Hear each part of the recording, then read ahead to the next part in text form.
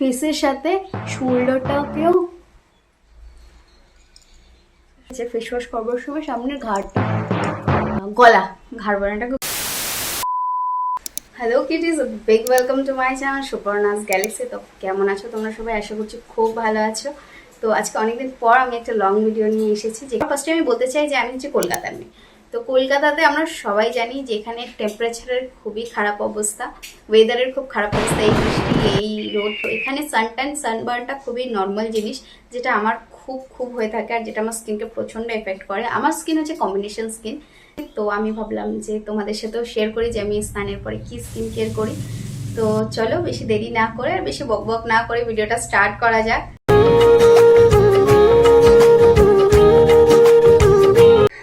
ওকে, so সবার first time skin কেয়ারের জন্য যে প্রোডাক্টটা ইউজ করছি, যেটা হচ্ছে খুবই ইম্পর্ট্যান্ট একটা প্রোডাক্ট, ইউজ যেটা করছি এর আই থিঙ্ক এটা সবাই চেনে। এটা হচ্ছে সিম্পলের face wash, refreshing facial wash.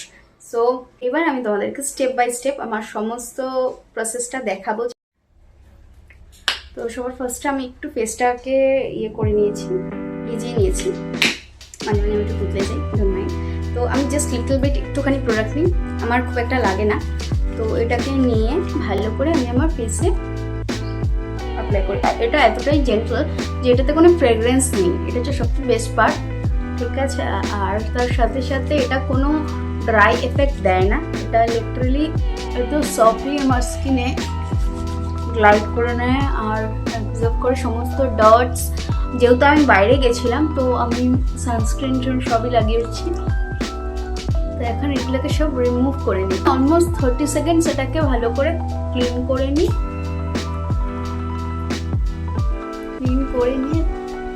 তারপর এটাকে আমরা ওয়াশ করে আসবো। সো আমি আমার ফেসটাকে ওয়াশ করে চলে এসেছি।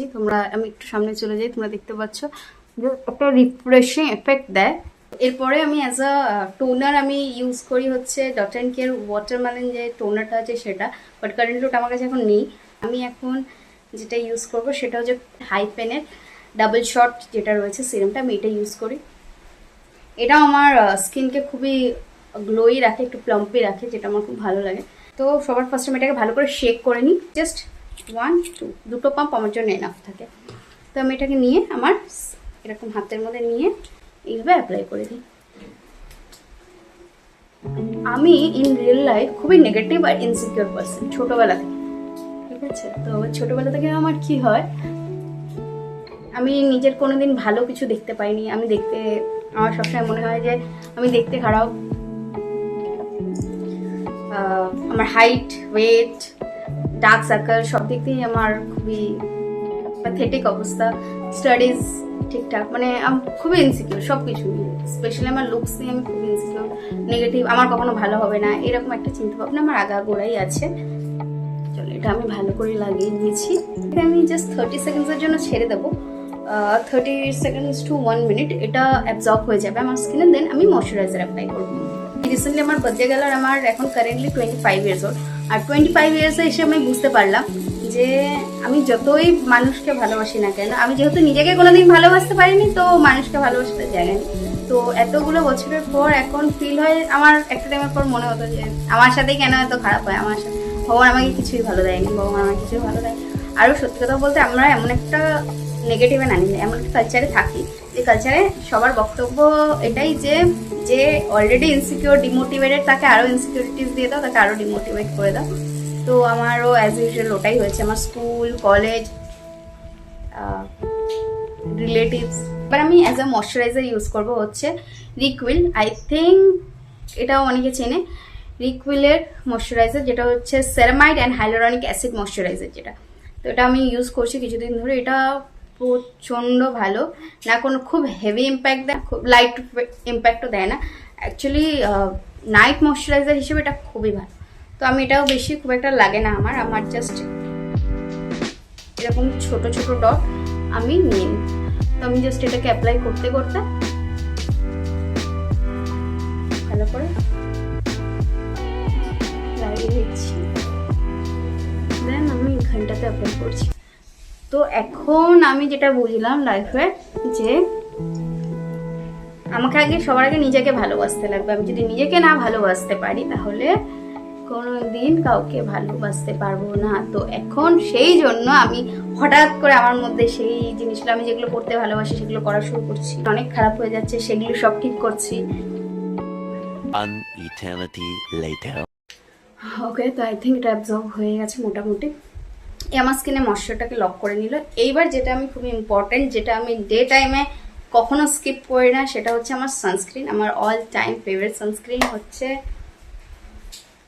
একটু বেশি বলে দিয়েছি, আমার অল টাইম ফেভারিট সানস্ক্রিন অন্য একটা জিনিস, অন্য একটা সানস্ক্রিন, বাট আমি একটা নতুন কিছু ট্রাই করেছি। তো আই থিঙ্ক এটাকেও সবাই চেনে খুবই ভালো মতো। So this is I use, এটা হচ্ছে ডট অ্যান্ড কি এর ওয়াটারমেলন কুলিং সানস্ক্রিন, ঠিক আছে। আর এটাকে সবাই চেনে, এটাকে ডিটেলসে আমি আর কিছু বলতে চাই না, এখন সবাই ইউজ করছে। সো আমি এখন এটাকে ইউজ করব। সবার আগে আমি এটাকে ভালো করে একটু শেক করে নিই, ঠিক আছে। অ্যাকচুয়ালি আমি এটার পরে একটু বেরোবো, সানস্ক্রিন লাগাচ্ছি, নাহলে আর লাগাতাম না বাড়িতে।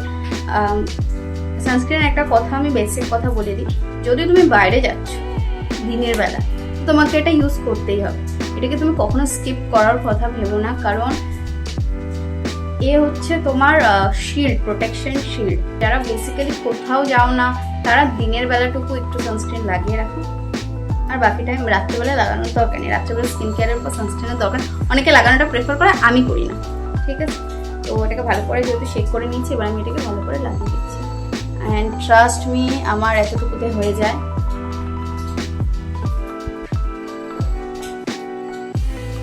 ভালো করে লাগিয়ে নিচ্ছি, দেন আই ব্লেন্ড ইট। এটা এতটা স্মুথ, এতটা লাইট।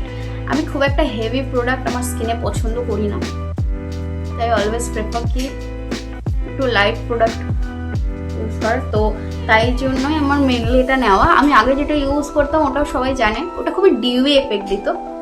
তো আমার ওই ডিউই এফেক্ট, তারপরে ওই জন্য ভালো লাগতো। আর এটা কোনো হোয়াইট কাস্ট ছাড়ে না।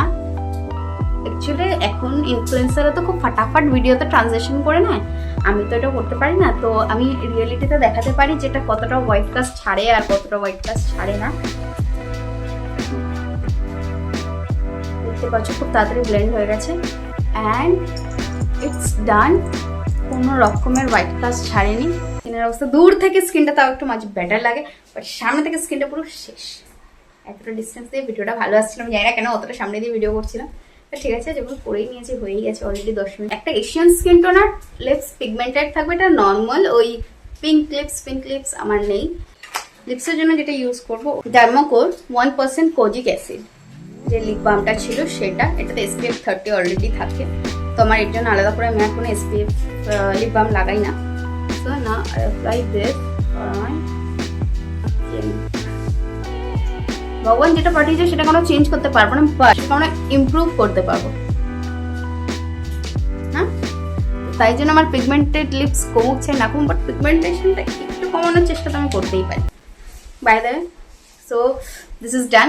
আই হোপ তোমাদের এই ভিডিওটা ভালো লেগেছে। আর আমি চেষ্টা করেছি খুবই সিম্পলভাবে বোঝানো। সবসময় একটা কথা মাথায় রাখতে হবে, সেটা হচ্ছে ক্লিনজিং, টোনিংটাকে তুমি চাইলে স্কিপ করতে পারো, বাট ক্লিনজিং আর ময়শ্চারাইজিং আর সানস্ক্রিন, এই তিনটা জিনিস ম্যান্ডেটরি। বাট তোমার স্কিনে যদি সেরকম কোনো প্রবলেম থাকে, তো তুমি সেটাকে ঠিক করবার জন্য তুমি একটা সিরাম অবভিয়াসলি ইউজ করতে পারো। তো আজকের ভিডিওটা এই অবধি। যদি তোমাদের এই ভিডিওটা ভালো লাগে তাহলে do like, comment, share and subscribe to my channel. Thank you.